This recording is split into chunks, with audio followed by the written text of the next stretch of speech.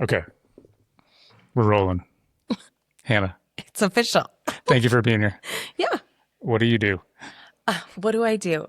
Um, Gosh, it's so funny because now I have Amy's voice in my head of like the storytelling. I am by trade, a sex therapist. And I do a lot of work of educating and creating spaces of inclusion and curiosity. Okay. How do you define that role, sex therapist, like broadly or uniquely to how you fill it? Sure. So I am a traditionally trained mental health therapist. I have a master's degree in clinical mental health counseling, and I have many years working with mental health, from houseless to more structured settings in like an IOP to community health. A sex therapist takes couples therapy to like a different level. So I have education in couples therapy post my master's program. And then I happen to have a PhD in clinical sexology. Sex therapy takes couples therapy and adds intimacy to it, as well as an understanding anatomically of sexual dysfunction. So, not that you would be familiar, but the DSM has a section around sexual dysfunction where we talk about or are able to diagnose erectile dysfunction, mismatched libido or low libido, pelvic pain. All of those end up in my wheelhouse as a sex therapist, but I do a lot more couples work and intimacy work, not as much of the sexual dysfunction, Okay.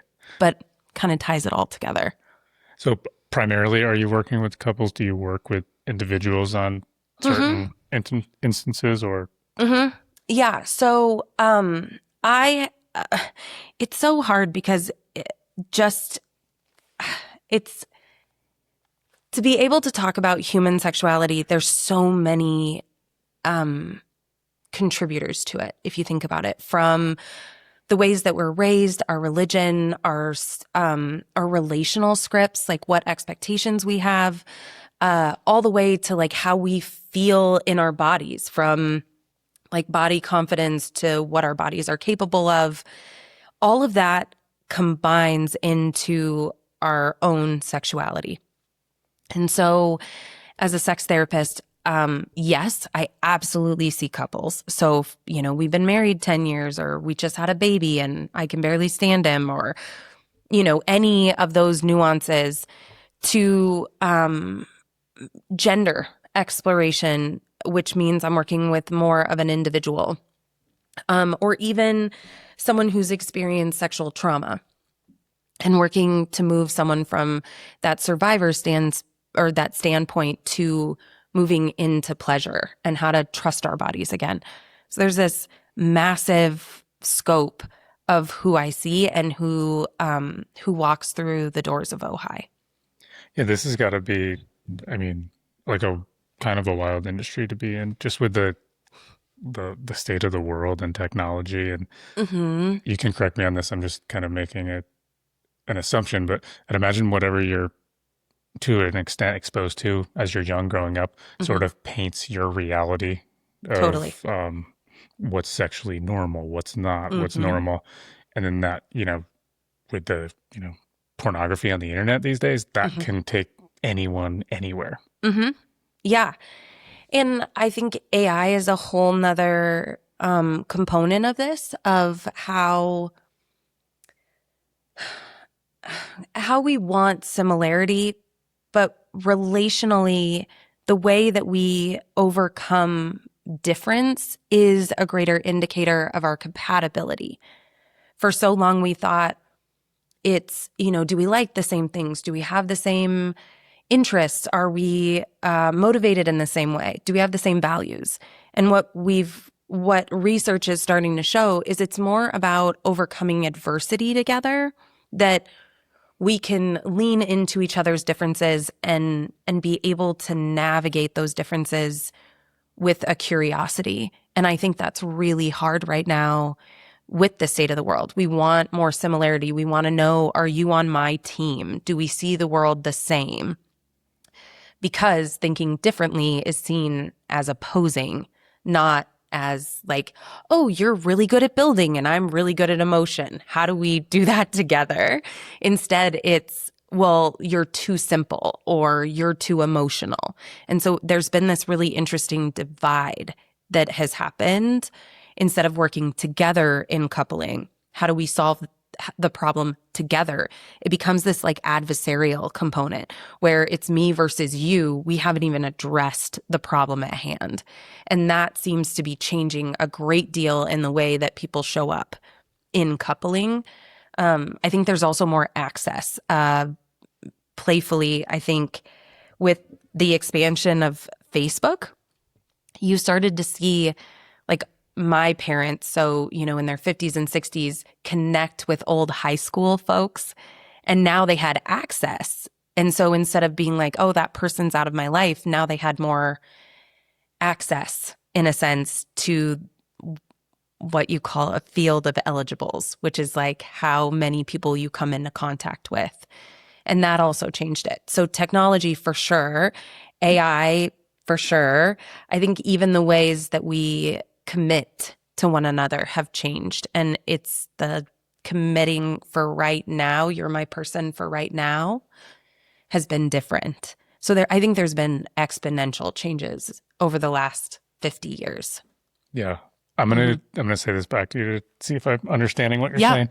So it's not as much about, compatibility or mutual interests. It's more about how do we approach differences as a couple, and how, I don't know if it's kind of emotional development or fluidity, so that we can not just find everything that works perfect for us, but us being two people as a couple can navigate our differences and be okay with it. And is that what you're saying? That's Yeah. where you're seeing more. We need more skills. Yeah.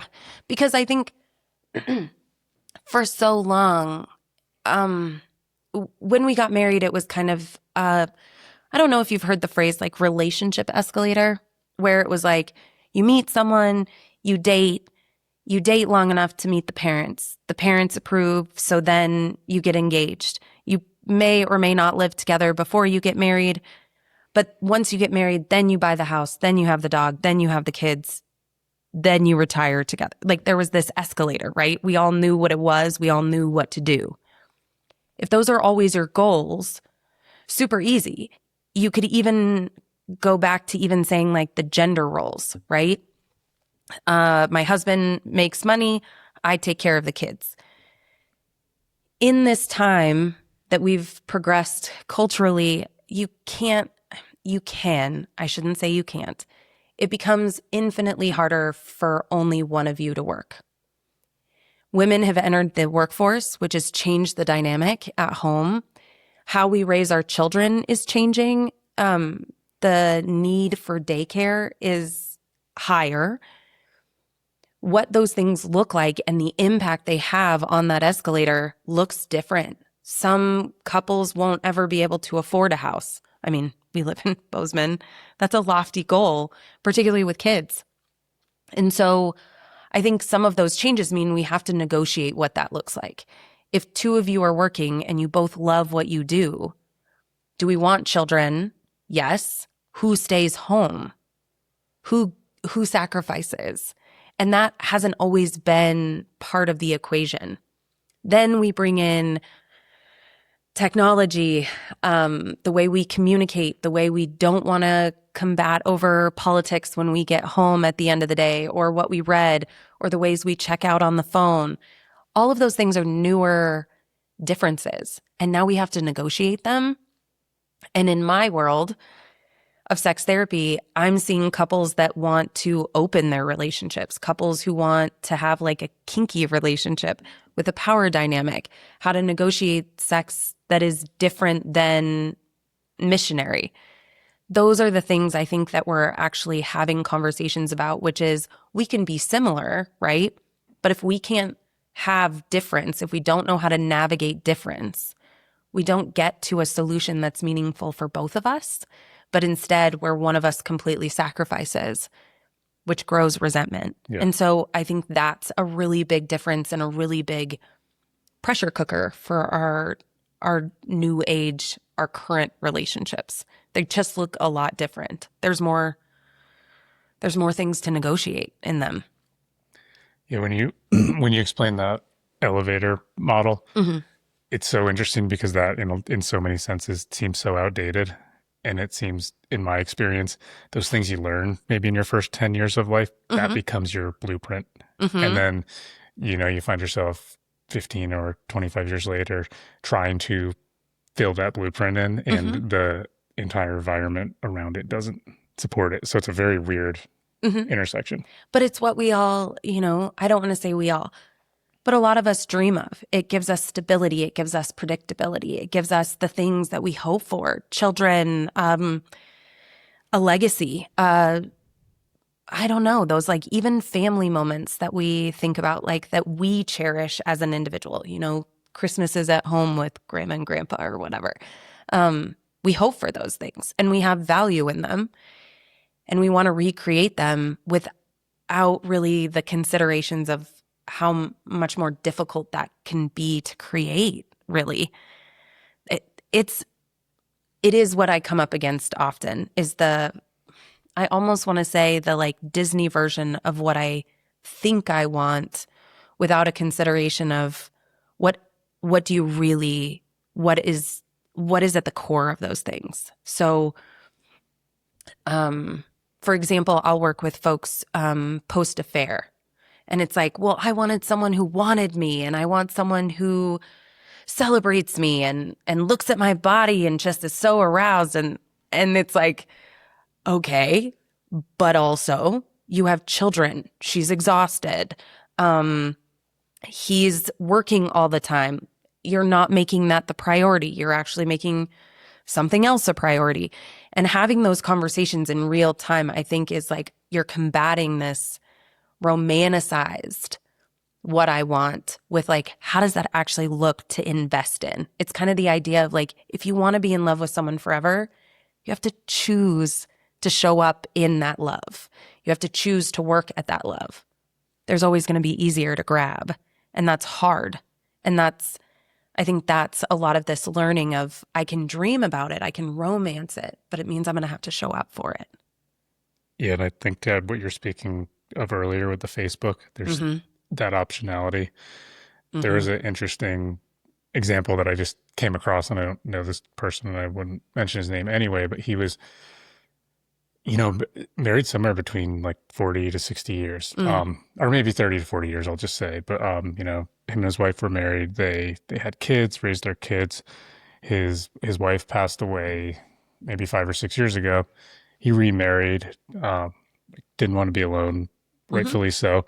Remarried, someone from high school. Mm. And like I'd imagine that's how that connection happens, because when Mm-hmm. you get married, you kind of commit to your new life and you're not staying in touch with your high school flames or Right. sweethearts. But yeah, it's, probably for all of us, it's been an interesting experience when you come across those people that you haven't seen in 20 or 30 or 40 years. And And we romanticize them. yeah. That first love. I mean, I think we all have one. Before we keep rolling with today's episodes, I want to tell you about someone who changed how we show up as a business.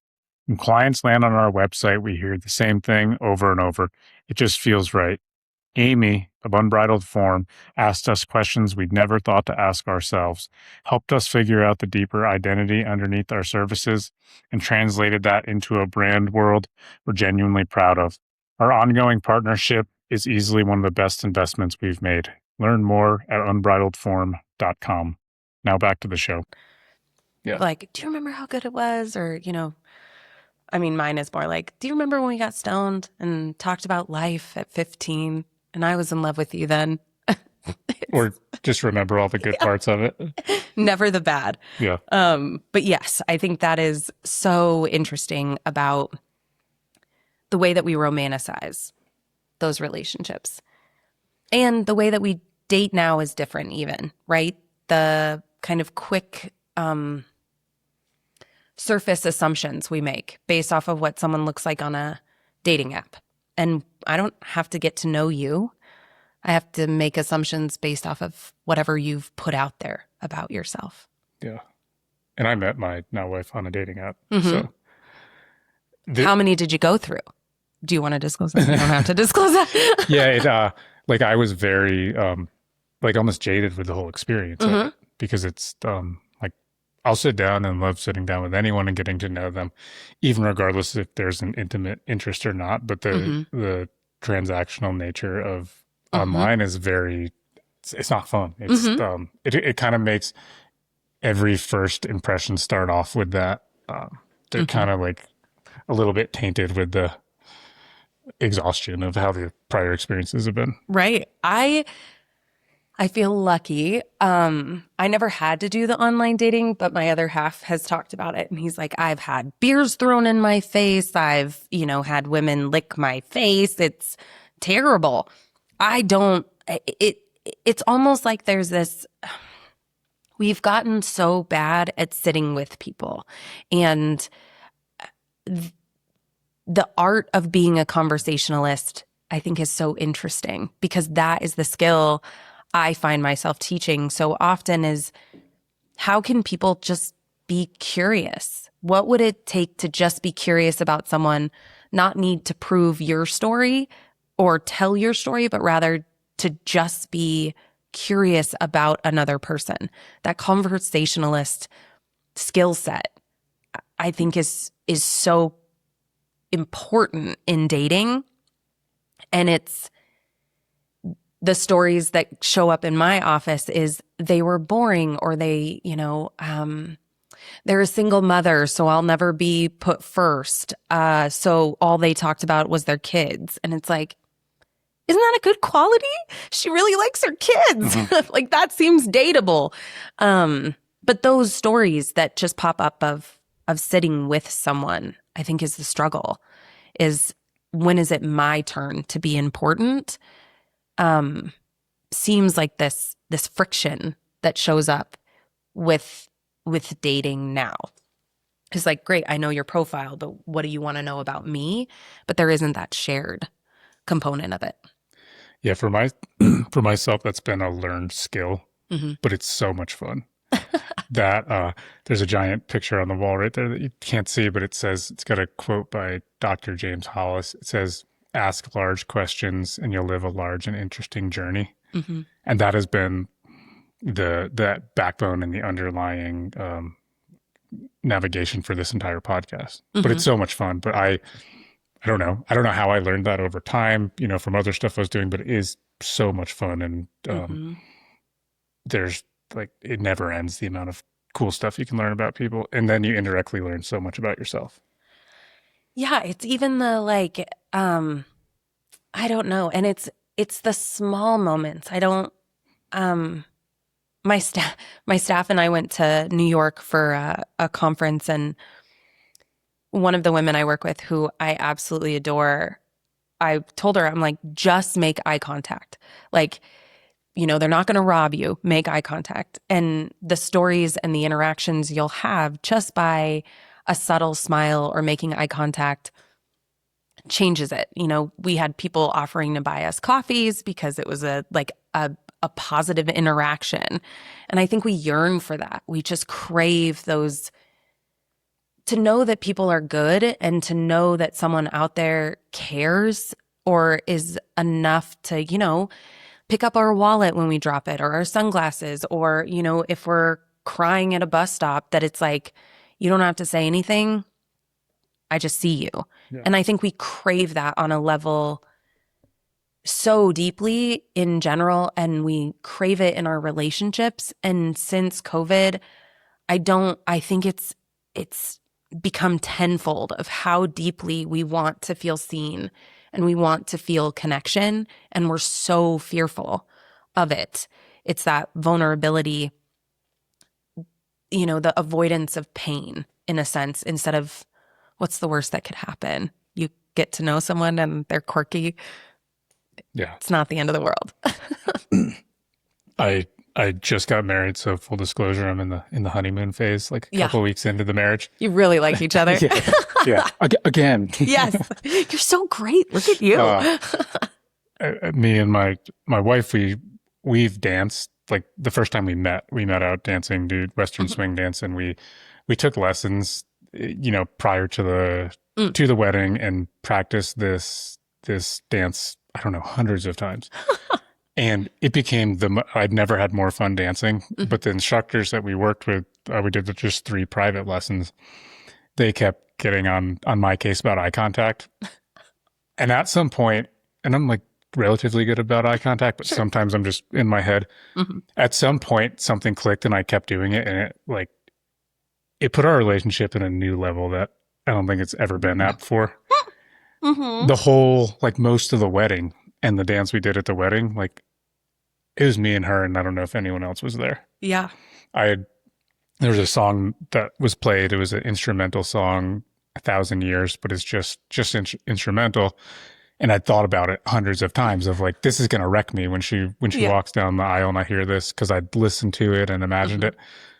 I didn't even hear it when she walked down the aisle. It was so funny, but it was that eye contact. Yeah. So I'm saying that to speak to what you're saying, Yeah. but it can be very powerful. Yeah. And it's that we get lost in each other, Mm. right? And it's I'll be the first one to admit, when doing this work, you get trained in different like interventions, and Tantra is one. And so much of that, I think of Tantra as energy exchange. And the easiest way to do that is eye contact. The easiest way to make a connection with someone is through eye contact. It releases oxytocin. It tells you someone is safe or not safe based off of that engagement. And it is so interesting the rawness we feel of those moments of eye contact and how that changes. And when it's intimacy based, it changes everything. It's like, I'm letting you see me. I'm giving you permission to see me and for me to see you. And that's a gift. And I don't think we do that very often. I think we do it with our parents if we trust them, if they've created a secure connection. I think we do it with our friends, the look across the room, like, are you seeing this? And you don't have to say anything. Yeah. But with our beloved, I think there's something soul healing about it, of like, to be able to trust another in that way, I think is really beautiful. And it softens us. I think it softens us in conflict. One of the silly things when I got new therapists in the practice, they always asked why the couches were so small. And I'm like, it's harder. It's like boxing. It's harder to hit someone hard when you're so close. Couples work, get them close. You know you're going to have a terrible session if one sits in a chair and one sits on the couch. You're like, this is about to be awful, because it's easier to hit one another when you're further apart. But when you're closer, that eye contact, that like co-regulation of like, I'm feeling hurt versus I'm angry at you is different. And you can use it in a weird way to like keep us grounded in one another. So it can be really beautiful as like walking down the aisle, and on your wedding day. It can also be when you're in conflict. It's like, it's a lot harder when you're connected in that way. And I think it's just kind of a weird, subtle thing that couples therapists will do, is like a shorter couch for a higher conflict, because it's like, you're just close. In boxing, it's harder to make a meaningful hit if you're snuggled up together. You do it to catch your breath. Hi, folks. Quick note from me. If you don't already know, the goal of Mountain Mule is to build real connection between Montana's businesses and the people they serve. If this episode or any other has given you something worth thinking about, smiling at, passing along, I've got a small ask. Share it with a friend, text it to someone, consider following the show. Whether you're using our services directly or following and sharing the show, those simple actions help support this business as well as the businesses and guests that have been a part of the show. Thank you for supporting these Montana businesses, local jobs, and this beautiful state. Now back to the show. It's hilarious because I have a martial arts background. So I'm thinking of that. There's a striking range. And then there's like, I think there's 1, 2, 3, 4, 5, but too, like you're too close that you can't even, Yeah. and then there's like, that's very interesting. But I've had, quite a few different coaches and or therapists on here, and I've asked some of them, but I always am curious about, what's the layout, the feng shui Mm-hmm. of their space. I have those two chairs over there, and I may ultimately change this setup Mm-hmm. from table to the chairs. I kind of like both, and I've just been doing this for a long time. But Mm-hmm. um, there's all kinds of different things. Do we want a table between us? Is that Mm-hmm. blocking things off? And it's something I think about Yeah. more than I should, but it's interesting. It's part of it. So it's something that I've worked in a lot of different areas of mental health. In a shelter in Seattle, it was really important to have barriers between you and the clients. Um, I've worked in community health, which, I remember going into therapy thinking I had to be a professional. So it was like, I was always like business casual. Um, Turns out none of those things are authentic to me. And so when I went into my own private practice, there were a lot of moments that I had to kind of challenge when you're inviting someone into your space and you're asking them to be vulnerable and to be raw with you. Do you want it to be sterile? Yeah. Like, uh, the psychoanalysts in my life, my psychotherapists who are a little more traditional to the Freudian way, are going to say yes. You want a blank slate that people place meaning on. They don't know their therapist. They're able to construct their world around that person. I think there's a lot of value in that. I also know working in relationships, I have to be able to have a relationship with you as your therapist. And you have to believe that I'm showing up authentically. So, what does that look like? How can I be authentic in my space and in the way that I show up? I am a tennis shoes and t-shirt dress kind of gal. I'm going to wear that every single day. I'm going to look the exact same as when you see me at Costco versus when you see me in session. I have subtle cues, if you will. My entire bookshelf is sex books. Like there is not a sexual quirk that you can come up with that's going to make me feel like, oh, that's weird. It just hasn't happened yet. But it also means that I'm really intentional about, Challenge accepted by somebody yeah, listening. yeah, let's go. It's not weird. It might be interesting. So I think those things make a difference. And I don't have pictures of my partner, but I do have, art that students or people in my life have created for me. And that makes it mine. And so I think those things are important as like subtle nods to who I am as a person, but I understand being a blank slate as well. In my work, doing that relational work, I think you have to believe that I'm a human, that I'm flawed and I'm not perfect. I'm not out here with the best relationship and doing it perfectly, but rather, shit, we're doing our best and we're making mistakes and we're learning from them. I'm going to walk that path with you and we're going to try to do it better. And I think that is important. And you're right, like what's between us, what's comfortable. I have some clients that kick off their shoes and curl up on the couch and throw the blanket on them. And I have others who, don't move from 2 feet on the ground and their hands crossed in their lap. So it's trying to make a space that is like authentically me without it being overpowering or leaving space for someone else to fill in as well. But the feng shui is important. Yeah, and I think that can be, I'll speak from my experience, very felt when somebody's just themselves, or if Mm-hmm. something. And I was trying to think of which, I had a guest that came on recently, and I think it was a woman who's a doctor, but I'm not, I got them a little bit mixed up. But she had said, because I think this is who it was, that, oh, I was thinking when I came here, do I need to dress really professional? I'm a doctor, I'm a surgeon.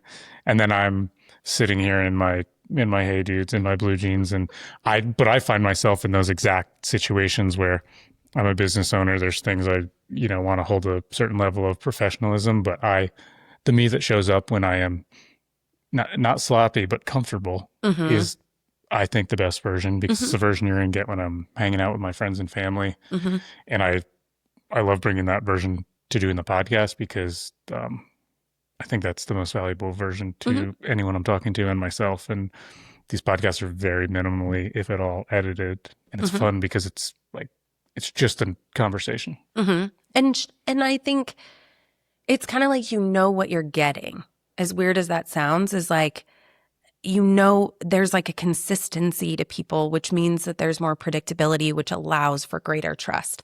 If I'm seeing you be different or be a version, it does feel jarring as a human of like, well, they're so different at work. How is that relationship real if they are completely different? And I think about that stuff a lot, is like, what does that say? Professionalism is also one that I'm always like, I'm very happy to push back on that. I swear a lot. I've been doing really well today, but I swear a lot. And I notice, teaching at professional conferences, and I drop an F bomb and people are like, you almost see a settling of like, okay, she's not perfect. Thank God. Because I like what she's saying, but I need to know that she has a flaw so that it's not so jarring. Um, and I think that's always kind of interesting, is like the moment there's like these pieces of authenticity, people like settle. It's like, okay, you're kind of weird too. That's easier. Like, you don't have it all together. We're kind of the same.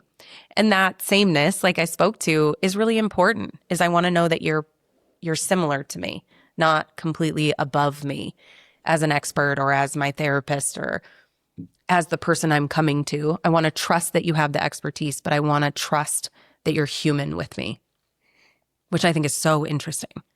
Yeah, I know the feeling, and it's very relieving when it's like, cool, we can all take off this facade now. We're not Hmm. all bullshitting each Yeah. other. We're all weird. We're Yeah. doing our best. And I've been there when it seems like people are almost going to the other extreme. So I'm now swearing aggressively because I want you to, and it's, Hmm. so this whole concept, I'm very interested in how this, tied into ultimately the niche of sex therapy. Hmm. What were you initially doing? And then how does everything that we just discussed kind of tie in with the sex therapy? I um I think I've always been, I don't want to say like I'm thinking of my staff. I've always been a bit of a menace. Like I've never done well at status quo or expectations. I got diagnosed pretty young with ADHD. Sitting in classes meant I wasn't going to do very well. I had a mom who very much um, looked at it as like not a flaw, but as like this creative component of me that just made me interesting. So it was never like a problem. Um, that was just, as my mom would put it, just Hannah. And so, um, growing up, there were some pretty like quirky defining moments of like not talking about bodies, not talking about relationships. I remember going through health class in high school and being like, why do we talk about this shit so weird? I mean, I did really well in chemistry, really well in biology. And so to have that, and then to be in a health class where it was like, oh, this is weird. And my health teacher can't spell chlamydia. It was like, what is happening? Like, why are you weird? And it kind of evolved. So in college, I was really involved in sexual health. I think women's right to choice is so important. I think our right to choose for our bodies is important. Let me just like make that across genders. Um, and I've always been involved in these like sexual health areas. So I volunteered with Planned Parenthood. I was a peer educator for Bridger Care many moons ago. And so that like sex ed ed piece was so important to me. And as I progressed and I knew I wanted to work in mental health, but really love mental health, it was this kind of perfect pairing, and how I could do it differently. When I look at mental health, and I'm saying that not in the, like the way that we diagnose. I'm talking about like, can I handle a hard day without, laying face down in a field tearful? Sometimes, sometimes not great. And so when I think about mental health, I think about all of the parts that come into that, and being aligned, attuned, without shame is foundational in a lot of the work that I do. That expanded to sexual health, and no one was talking about it. It was almost like, I am anxious, but I'm anxious to be in relationship, but I want to be in relationship, but no one's talking about how anxiety impacts that. Just, don't think bad thoughts, or, balancing with wise mind or whatever. But it was like all of this shame of wanting to be connected and not being connected that kind of led to more of this sex therapy thing. I've wanted to be a sex therapist for most of my life because it was like this dream that, Dr. Ruth or Sue Johansson, the late night old lady who talked about sex toys. It was such a dream because it was like people are hungry for this information, and so few people are comfortable enough to talk about it, to lean into it, to make it playful, not like dry, not dry. We never want dry sex talks. No pun intended. All of the puns. So it was really interesting in that. And that I think has really just ignited this passion. And I've gotten so lucky to find my people who have joined me at Ojai to like expand that and be educators for sexual health, and to invite this idea of pleasure and laughter and play in this space that is often met with such fear and shame. And that all seemed in alignment with not only mental health, but also in this expansiveness of the craving that we all have of connection. Sex just happens to be part of it, and how we define that becomes our own. But it was so shame-filled, and it's just kind of evolved. And it's the thing that makes me laugh. I mean, a well-placed penis joke is always great. And it lightens it. And I think that has ignited this massive passion that I have, because so few people do this. And so many are hungry for spaces to just be able to talk freely about their relationships or about their bodies. And we don't have a lot of spaces for that without the shame or judgment that so often comes with it. It's like, you're into what? Yeah. It's like, we all know you are too. Like, stop lying. I'm like, what is she going to do? We're acknowledging your dog over there.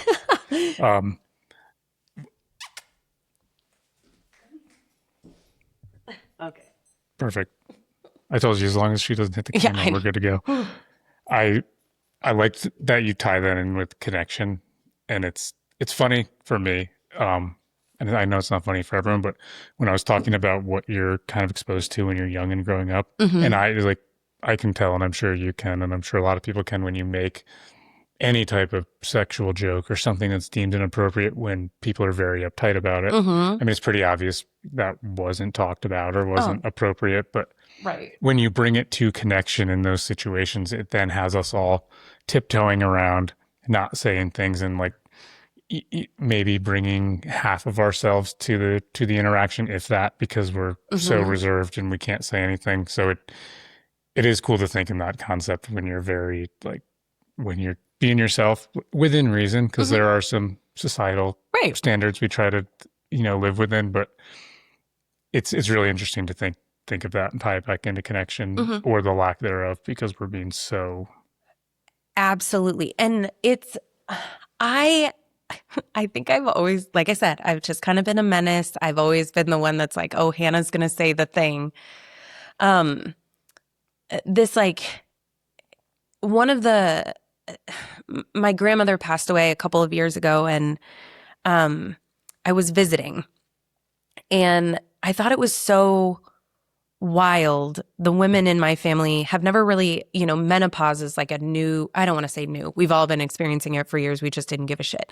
Um, and now we're having conversations about perimenopause, menopause, what this looks like, why my wife is crazy, what's happening.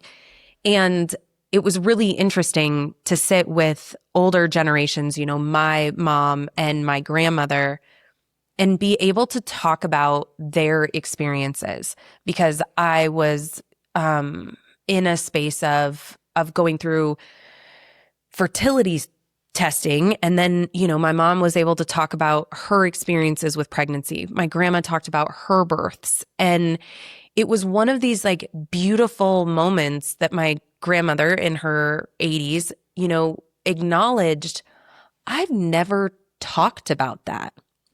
Was it traumatic and were the times very different? Absolutely. But it was so healing in that moment for her. It was so beautiful to feel that connection as the younger generation and that like intergenerational knowledge. And I think when we don't have these conversations for the taboo nature of them because of how we feel about them or the shame about them, I think it changes the conversation. It changes the game.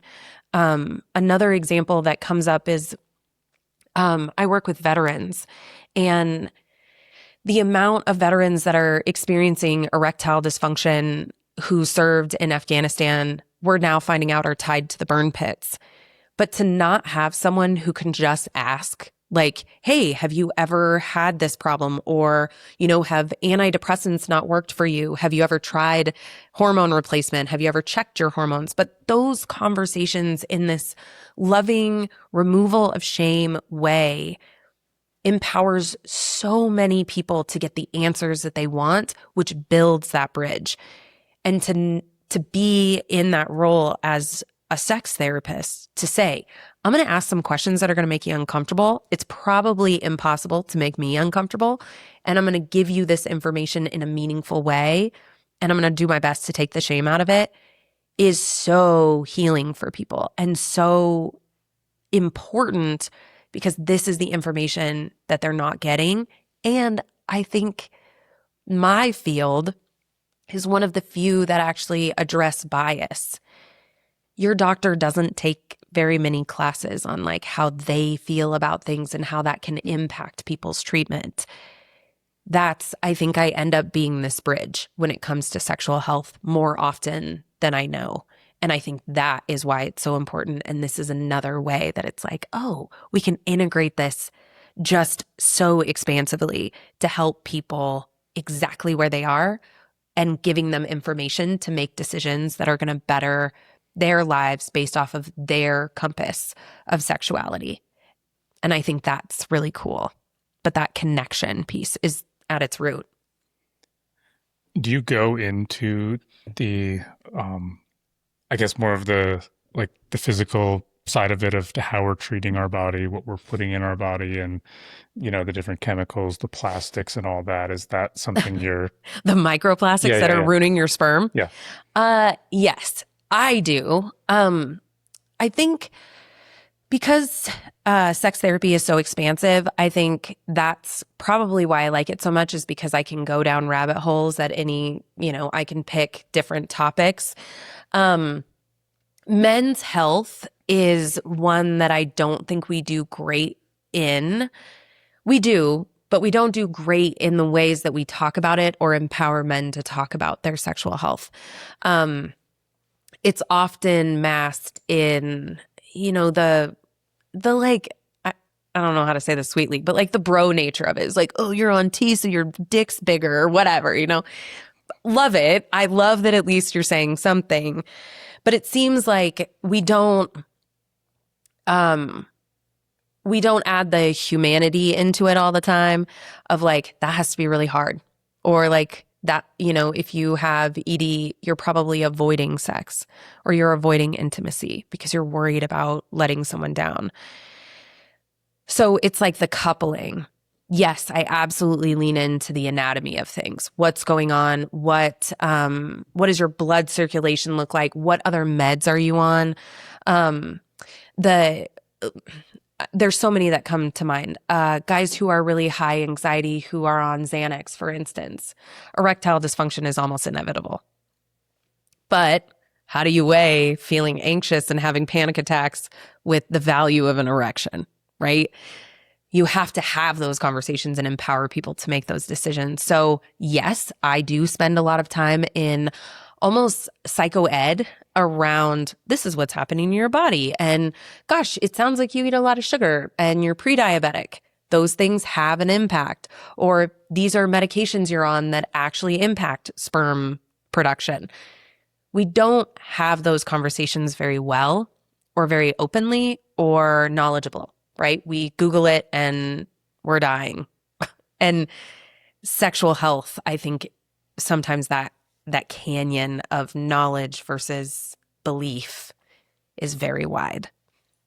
This is one I've brought up probably more times than I need to with these aluminum water bottles because I've said it for years, and it is always easy to say, it's so much better for the environment, but it's just as better for us not drinking out of plastic. I know. And especially, it's the worst on like I grew up farming and spent plenty of time on construction sites, and like the amount of plastic bottles that sit in the sun all day. Ugh.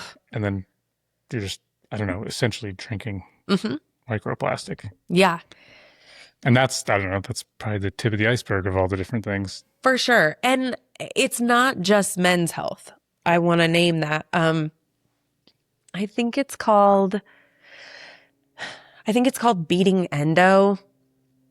How little we know about women's health is so frustrating sometimes. Endometriosis, adenomyosis impact 1 to 2 women out of 10. Endometriosis causes incredibly painful periods, significant mood swings, difficulty with fertility, and it's impacting 1 out of 10 women. You have to go to an average of 30 appointments before you're ever diagnosed. That's fucking insane. So the way that we don't understand bodies, and then when it turns into reproductive health, it's almost an avoidance. And so beating endo talks, I'm pretty sure it's beating endo, talks a great deal about microplastics being some of the contributing factor to the uprise of endo. But we don't actually know how many women have endometriosis because the only way to get formally diagnosed is usually when you're going through fertility treatment, or you have to have a fairly uncomfortable and invasive surgery called a laparoscopy that goes in 4 places in your abdomen. Not pleasant, to test for endometriosis. Those are the things that I think it's like to advocate for is like, okay, here's all your symptoms. I'm going to write these all down and I want you to go to this person here in Bozeman to get evaluated. And I want you to ask for a laparoscopy. Like the way you advocate for health, specifically sexual health, is a whole different thing. Women who have pain during their periods or any pain in their abdomen like that are more likely to be prescribed an Ativan for anxiety than they are pain medication. Birth is a whole nother thing. Add the intersection of race, and it's even more so. The treatment, the maternal,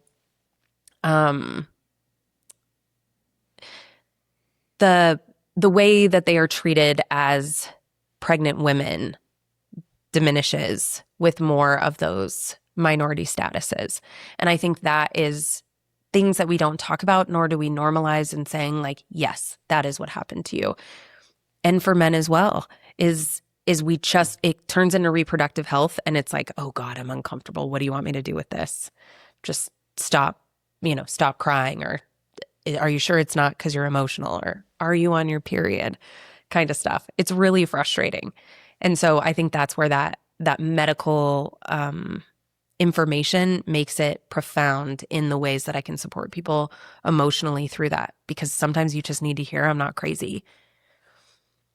this is so funny because it's making me think. I told you I grew up on a farm. Yeah. The amount of baby calves that I've pulled from cows being Mm-hmm. born, and I do think in a way that has put me in a little bit of a different, given me a little bit of a different perspective. Mm-hmm. As I got older, this was like a crowning achievement. If you were a farmer, I learned how to artificially inseminate the cows. Mm-hmm. Like to me, it's been comical now, but like to a lot of people, that could freak them out to talk about it. Yeah. But hearing you talk about this, I've got a little bit of a more unique position to where Mm-hmm. this is like a lot of this is medical terms. It's Totally. not some taboo thing that you can never Mm-mm. talk about. It's just, Mm-hmm.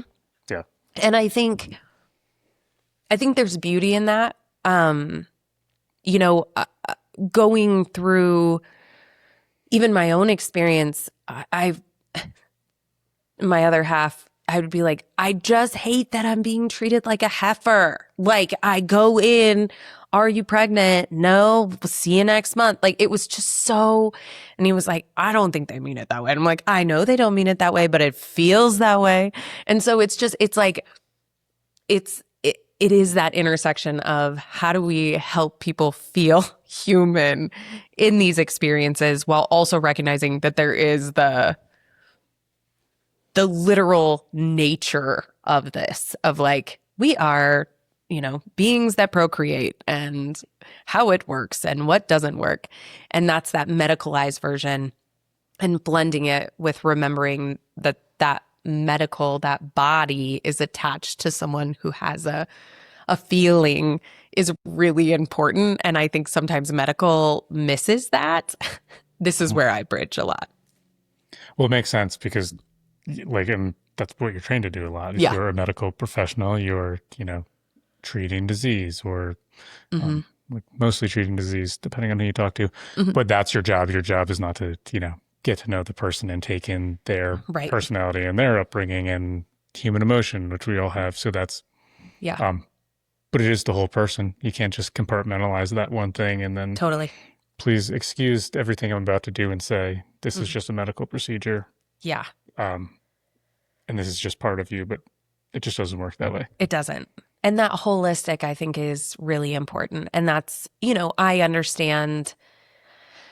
I work within a broken system too. Mental health is broken in and of itself, of who gets services and who doesn't. And in my field, it's very rare that you see sex therapists take insurance.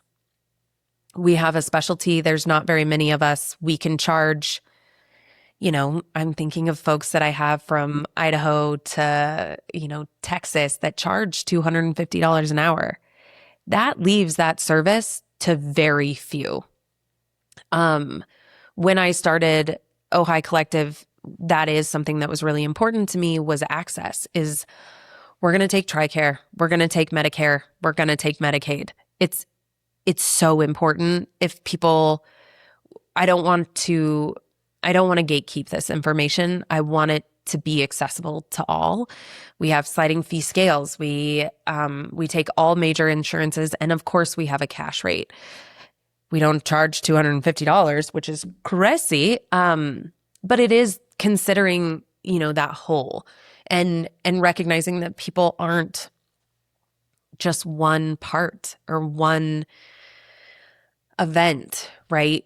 Or one want. They're a culmination of all of these parts, all of these beautiful parts and even hard parts. And I think that gets missed in some of these symptoms, or in some of these systems. So mental health, you have anxiety, it looks like this. You have OCD, it looks like this. Medical, you have cancer, this is the way you go about that. You have heavy periods, this is the way it looks. And so I think that is kind of that integrated approach of making sure that I'm working with, your urologist who identified prostate cancer at the same time I'm working with you, and we're looking at the impacts it has on your relationship. We're doing that integrated approach, that overarching, this impacts so much of who we are and how we move through the world. And to say that our sexuality doesn't, our gender doesn't, is is wild to me because they are foundational in a sense of the ways that we interact and create connections.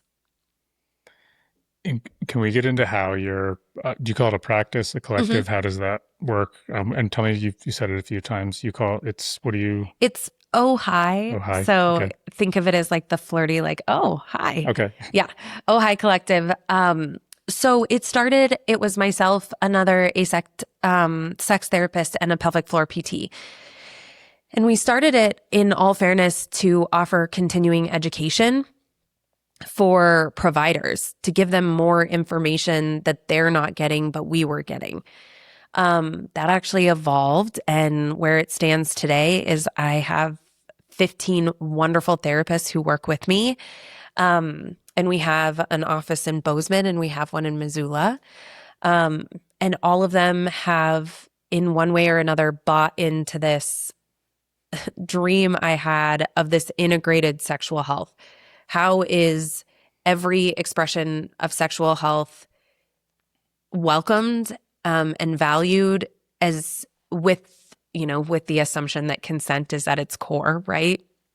And to remove shame from whatever and whomever we're working with in this way of, removing shame from your mental health, removing shame from the ways that we talk to our partners, but that removal of shame. And so now we're, I think there's 17 staff, ranging from graduate level students, interns. Oh my gosh, I guess we have bachelor level interns all the way to PhD with 20 plus years of experience. And we not only do mental health, but we also do community events, community education, and then we just do silly events. Last year, we put together a kink con, which was all about things that are kinky. And we had 30 presenters and it was an all day ordeal and so much fun, all the way to like an intro to anal. Like, hey, you've wanted to know how to do butt stuff? We should probably talk to you about how to do it safely. Even to advocacy of Not all endo. heroes wear capes. Sometimes we're giggling with lube on our hands.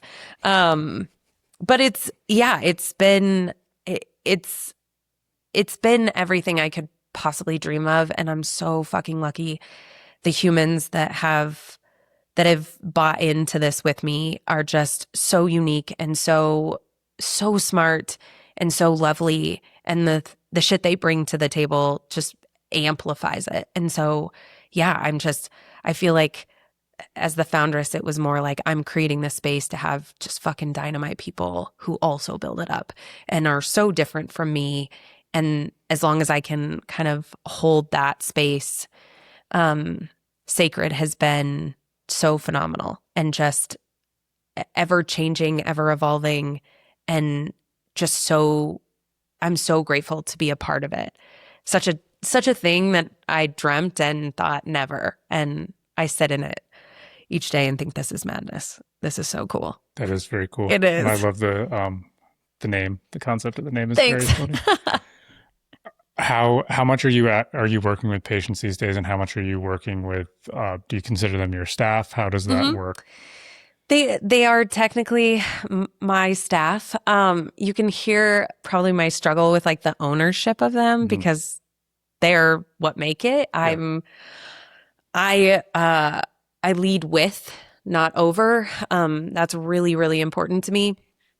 Um, I I'm laughing. Like I said, I grew up in at CHP, which is now One Health, which is a community mental health center. Uh, so I'm going to say traumatized or made to believe that you should see a lot of clients a week. I'm really proud to be down to about 25 a week. That's crazy. A full-time therapist usually sees 25 a week. So to run a business on top of it is kind of madness to think about. I was seeing closer to 30. But the goal is by the end of this year to be down to 22 was the goal. So maybe I'll get there. Maybe I won't. Um, so I spend about 25 hours a week seeing clients face to face.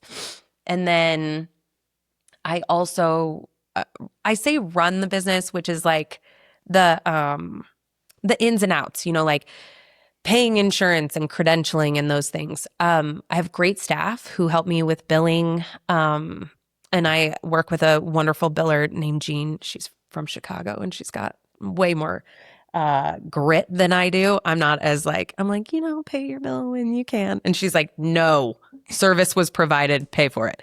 Thank God, because I'm not that human.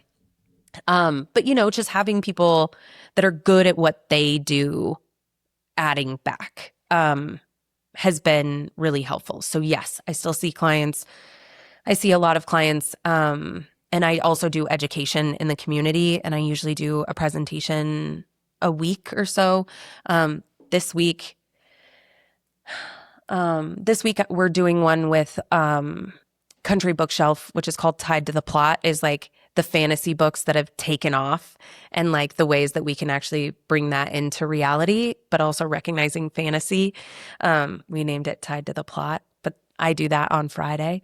So I do education as well, but that's where my real love is like making this information playful and accessible, is where I really love the work. Not that I don't love doing therapy, but I think I'm a better educator than I am a therapist sometimes. Yeah, and I've seen with myself and other people's, it seems like things just kind of evolve at Yeah. some point. It's like it almost is unnatural to just stay in that same spot, but you can just kind of feel the next evolution. And you've obviously built, like you've built something much bigger than just you sitting with people. And that's very cool that that can reach out and employ all those people and then touch, you know, at a minimum 15 times as many people, which is very profound. It's crazy to think about. And to think about it, I think the feedback that I often get is like, you're doing that in Montana.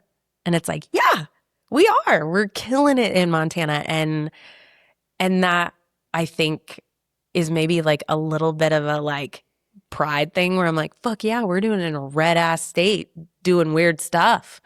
But turns out, we're just as kinky as the rest. Well, people have said this about many different things and a totally different experience. But my friend was just out here last week for my wedding, and he is quadriplegic. And he had more acts. There was more stuff here than where he lives in New York. And he's not in the city. He's in a more rural area. But this Montana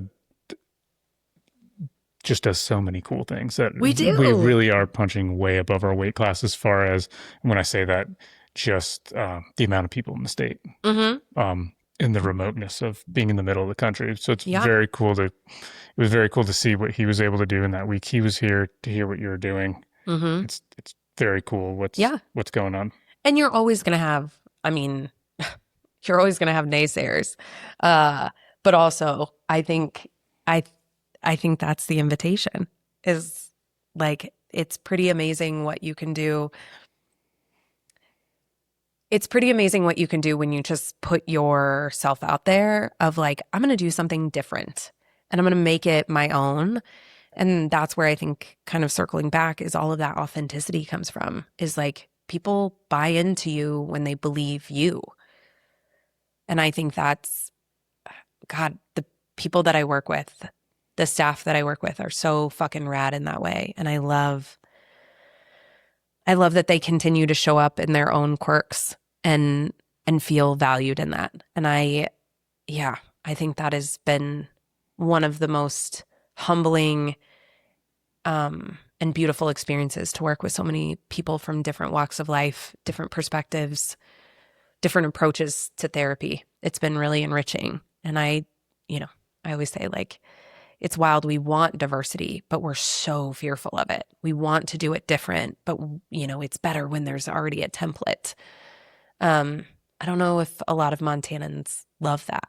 It's like we kind of want to go by the beat of our own drum. There is a little bit of independence to it, which I love. Yeah, I agree with that completely. And I know someone said this a while ago, is Patton, who's like started the whole Montana festival thing, Oh, yeah. and he had kind of said that it's not like come here and do things the way we do, and like plenty of people would argue that too, but it's Yeah. also kind of like you can just do your own thing if you don't like, you know, if you're not on everyone else's case. So Yeah. it's kind of like independence is very Yeah. promoted here, and I felt that myself. Are you from Montana? No, Okay. yeah, So I grew up in Montana since I was really young. I grew up in Helena. And it's been, Helena. yes, if you're not from here. Uh it it has been something that I think, people fall in love with. And I think it is what a lot of Montanans are pushing against is like, don't bring your fucking Californian shit here, which I get a lot. And I've always thought like Montanans care about two things. Don't touch my fucking guns and stay out of my business. Full stop. Yeah. Like you do you, I'll do me. And that's all right. Like it's just kind of that. And now this kind of embedded nature of like, you have to do what I do has kind of been this like grind I watch with the old school Montanans I know. It's like, if you want to come here and just do you, love it. You want to come here and tell me what to do, I'm going to push back. And I think that's been kind of interesting in this time since 2020 is like, you can tell those Montanans is like, oh, you got to let them do what they do. And that, I mean, that comes from Patton as someone who grew up in Great Falls. And I think his family's like third or fourth generation here. G-Funk. So they've got just enough sass up there. So it's, I don't know, like that's who's saying it. It's not me saying that. I agree with it completely. Yeah. It's been interesting. And, it is the last best. Yeah. It has been for a long time. Yeah. And I think it will still continue to be, Mm-hmm. They'll all leave. They'll get tired of us. I wanted to ask you because you said you were traumatized by the I guess the traditional systems of counseling, and because I just recently talked with a woman, we were talking about this. So I have no I'm not a therapist by any means. Mm-hmm. I have no college education, but I've done a couple hundred plus of these episodes of sitting with people for anywhere from 20 minutes to 2 to 3 hours. Mm-hmm. The most I've ever done is 3 in a day. And the thought of doing more than that, and I've even had this, I've had to realize that 3 is the limit if the schedule is pretty cleared and I've got like a good amount of time in between. But I totally get it too. If you're trained in this and this is the system, but it's profound for me to hear 25 a week. I mean, congratulations on being able to cut that number down. I don't think it's like, I'm not promoting that less people get seen, but I'm totally promoting the balance of like somebody actually being able to show up because they're, they've got enough space and they're not overwhelmed. Yeah, I think it's wild. So when I was working in public mental health, I mean, they were encouraging 36 a week. That was impossible. I mean, emotionally, physically, also admin-wise, the notes, impossible. Full-time therapists are 25 a week. And if you think about that, that's 5 a day. So you can do, 2 in the morning or 3 in the morning and a couple in the afternoon, and you can break it up. Not so bad. I tend to bulk my days, and I have 10 on Tuesdays and Thursdays because I have such an affinity for Livingston and I haven't given up my Livingston day. So I see folks in Livingston on Tuesdays. So I try to see as many people as I can. I don't recommend it. I know that is kind of like the trauma of, I was trained in being able to do that. I don't think it's healthy. I do love sitting with.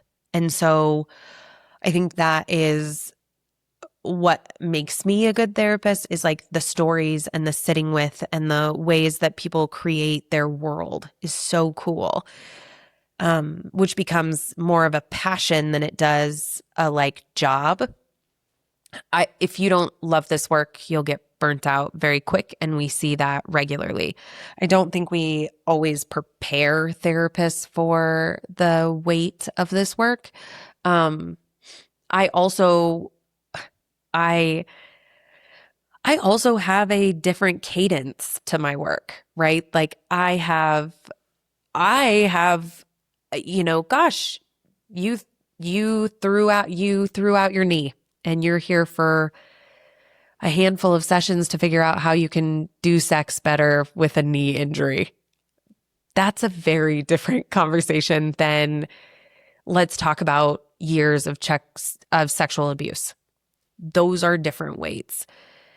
Um, so I have a little bit of the luxury of more playful therapy, as weird as that sounds. But yeah, I think sitting with people genuinely takes something out of us. It is why I think I love the education, because it reminds you of how, yes, we're doing the work on this individual, but we can do it on a community level, and we can still make those ripple effects to have people feel seen and understood. Um, but yeah, I don't think it's for everyone. And I think as therapists, we do have to figure out what that balance is. I have said, being a mom and doing this work, I couldn't work with kids. There's no way. I would be exhausted. Um, if I were going through a divorce, it would be incredibly hard to sit with multiple affair couples. I think we do have to take care of ourselves. I don't know if our field in mental health as therapists, we do a very good job of taking care of ourselves, because we've always been caregivers. And so, yes, to your question of like that balance, yes, it is wildly important. And sometimes we may not be the best at it. This is where I'm a human. I'm doing my best. Yeah, yeah. And I guess you could still say at the same time, it's definitely a muscle that can be strengthened, your capacity to, and it's just one that and I'm not doing the same thing in a lot of regards, but it's a muscle that I'm like, that's where I want to leave that for my capacity. Yeah. And for various reasons, but I'm impressed and surprised, and um, it's so much different. I'm sitting down having really fun conversations, hearing about the cool things you do in Yeah. your life and how you built this, and you might be sitting down with somebody who's going through a divorce, or Yeah. there was an affair, and that's a lot to carry. Yeah. And that's very different than, hey, it's so cool what you built. It's nice to meet you. And Right. what are you doing? Like Totally. I'm pretty energized at the end of this conversation. Like, Yeah. I'm like, wow, now I'm more excited to do Yeah. too many things and everything else. Yes. And how to do them differently, right? And like what fuels us and how we can show up. That's why I think it's always interesting to me when people just do therapy as a job. I'm like, where do you get your wins? And some people can do it. I definitely need a variety. I'm often like, I need more or something different, or, I'd like to laugh at some point today. So I get that because of the clients I see. Yeah. And, you always get, I feel like each day I have one of those clients that is more sexually inappropriate than I am and uses humor to mask what's going on. They're hilarious. And I have to be very aware of like, okay, I can't play into this. This is hard. This is hard work we need to do. Stop being hilarious. But, I have that lightness, I guess, in my work that not every therapist has. Because of the work that they do or specialize in. So I've gotten lucky in that way. Yeah. When I was talking about people that, how they've grown up and what they've been exposed to or haven't. And I just, like, we watched a lot of TV shows we weren't supposed to when we were kids. The Simpsons. I couldn't watch stuff The Simpsons. like, stuff along those lines. Yeah. Like very funny, but did expose you to more, but also like gave us a sense of humor around Sure. it versus like, you're going straight to hell for even saying it. Yep. Yes. Yeah. And it's also generational, right? Like how, I don't know. I'm on the cusp of Gen Xers, and I'm a millennial. And so it does crack me up of like the dark humor that I think is used with my Gen X clients versus like, working with my Gen Zers. It's like, okay, I'm old. I've gotten old. This isn't funny. But just like that difference and, the way I believe we use humor to cope, to be more resilient, to move through hard. I think laughter is really, really important. I think it's also imperative in our relationships. We have to laugh with someone. Yeah. Like those are the people that we adore, is the ones that, you don't even know what you're laughing about. Yeah, I couldn't agree more. I think it's like, and life was hard. So when you can learn Ugh. to laugh at it and see the humor in things, and not take it so serious all the time, it really I think it just makes everything a little bit lighter for Oh, everyone. I'm telling you, a well-placed penis joke is really all it's about. Yeah. And you said you work with like teenagers or kids or younger. Um, I do. I don't. So, I don't know why, but early on in my career, it turns out teenage girls and I get along really well, and I hate working with them because they're so goddamn mean. They bring up my own like bullied experience in high school. And sometimes we're good at things that can be helpful. I am one of the few therapists in Montana. We might have a few more now, that has the training to work with gender variant teens.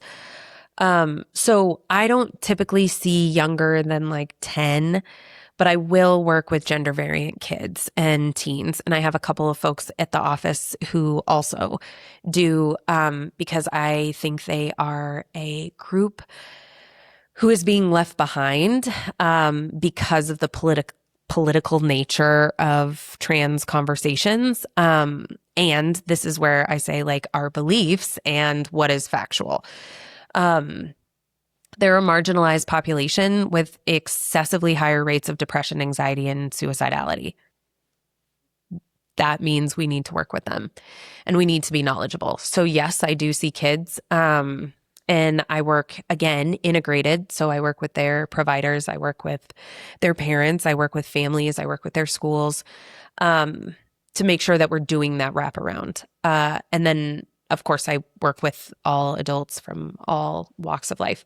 My practice doesn't specialize in kids. Kids are, I say kids are hard. Their parents are hard. And I have a couple of therapists who really enjoy working with teens, and so they do. But I only work with the gender variant ones. I asked this, and I had a couple of like kids on the podcast, and they were like 20, 21-ish. Interestingly enough, I'm realizing this more and more. There's so much that can be learned So from much. their perspective. Mm-hmm. Like they just grew up in a different time at a different age, and Totally.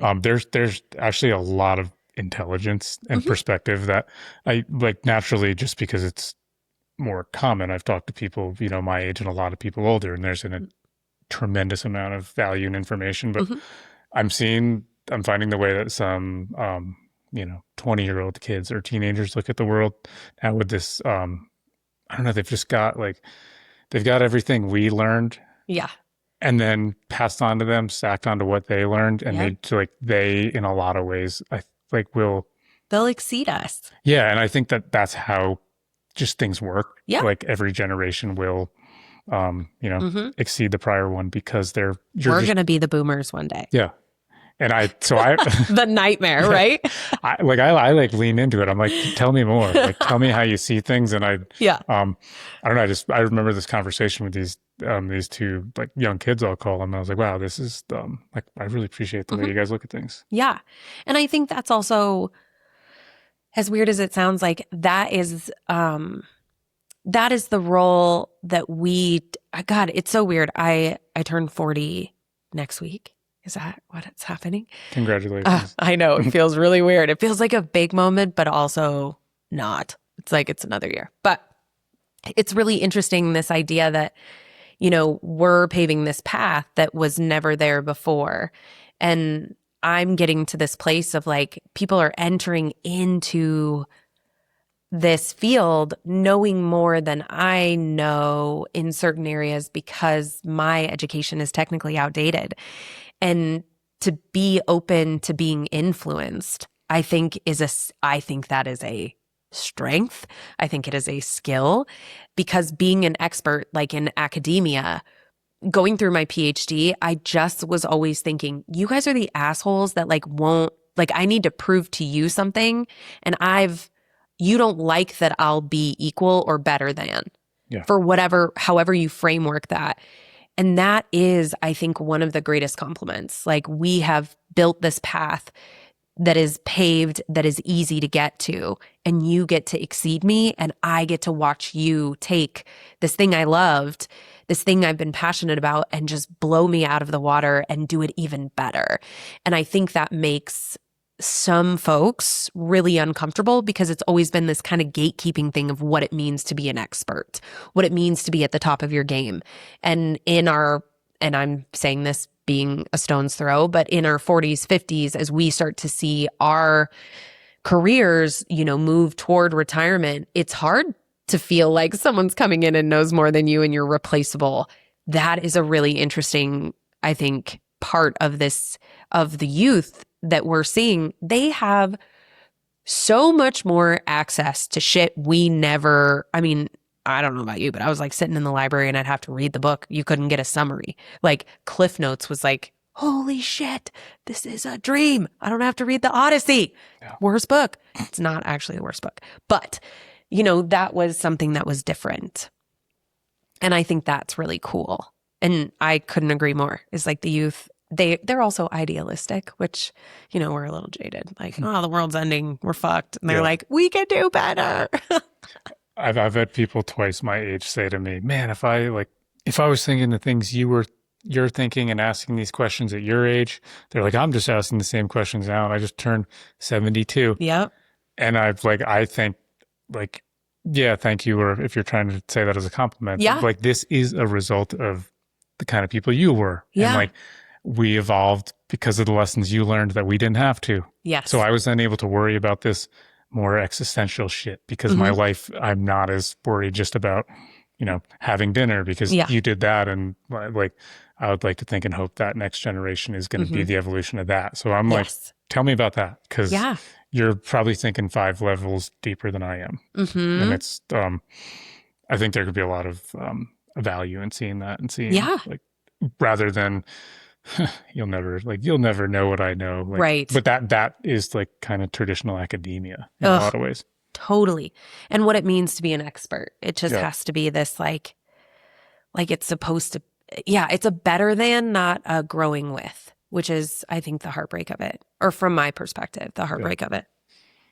Yeah. I'm there as someone who doesn't have has no college degree. And so I just see it. Like, I'm very exposed to it, and I've seen it around me in my life. Oh, academia is a bitch. I would not encourage, if I could do what I do without going to school, I think I would have done better. Cause it's like, they got to beat you down to build you up. That whole shit is awful to me. I learned more in working for someone, in being inspired by mentors, than anything else. Yeah. And I think wild. I think we'll keep evolving. Like, our, this return to the trades. Yeah. Yes. So if people want to find you, work with you, work for you, how do they find you? Where are you? So we're Ohhi Collective, OHHI, and we're on Instagram under the same handle. But they can email or hit us up on our website, is the easiest way. Is that ohhicollective.com? Yep. Cool. Yeah. Anything anyone in the community can do for you guys to, like, is there anything you guys are looking for? Anything we're looking for? I love, it sounds weird. It's like, I love to be inspired. If you have an idea, if you have education you want, if you want to collaborate, if you want to have us in, we're always down. We're always down. Like, it feels like, when I say collective, I think it is a collaborative. It is the people that we've worked with, and the different organizations, the different businesses that we've worked with, to bring in and to spread out that knowledge, I mean, we're always game, whether that's like a good party theme, because we've thrown some ridiculous ones, to, education that we want in the community, or, opportunities we love. So yes to all of the things. And we're always open to working with. It's always that. I'm surprised to do an interview and not talk about abundance versus scarcity, but I very much live in abundance. Like, we're not competing, we're adding to, and I love that. So ideas are always welcome. And very rarely do we say no. It's like, yeah, what else could we create? That sounds great. Yeah. And so if anyone is interested in working with your collective or anything like that, they find you at the same place. Yeah, we're super easy to get a hold of. You'll get me most of the time. Yeah. Cool. This was a lot of fun. Thanks. And I'll link your website and everything on this description, and hope some people hear this, because I think it's valuable. Yeah, we do weird stuff. Cool. Well, thanks, Anna. Yeah. Appreciate you. Thanks for listening, folks. You can find the full blog post for every episode, along with key takeaways and links, at mountain-mule.com. If you haven't yet, consider following the show. That one small action helps these Montana businesses get seen, grow, and thrive, and it helps this podcast keep going too. If you know a business that would be a good fit for the show, we'd love to hear from you. Just reach out through the website or social. Thank you for supporting these Montana businesses. See you on the next show.